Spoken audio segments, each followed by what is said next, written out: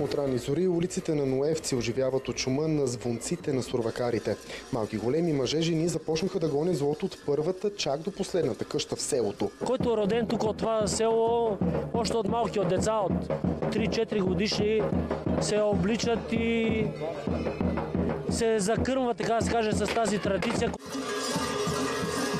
Сурвакарската група се състои от над 60 човека. Най-малкият член е 2-годишният Никола, а най-възрастният 74-годишният Верчо, който е сурвакар от 30 години. За да ти звънне един чан, той първо дава на останалите гласност.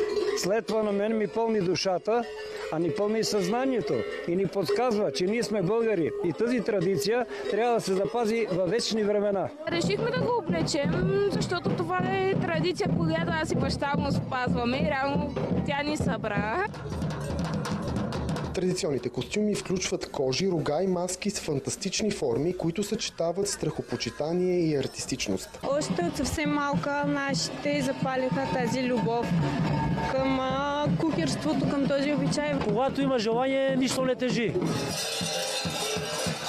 Звукът на чановете и хлопките изпълниха въздуха с могъщо ехо. Според вярванията, техният грохот прогонва злите сили и носи здрави плодородие за годината. Нашата идея е да прогоним злото от нашето населено място, да дойде тук доброто и да уважиме домакините с техните хубави трапези. Обичам да ходя с тях, да дрънкаме и аз на мен ми харесва и да пригоним злото.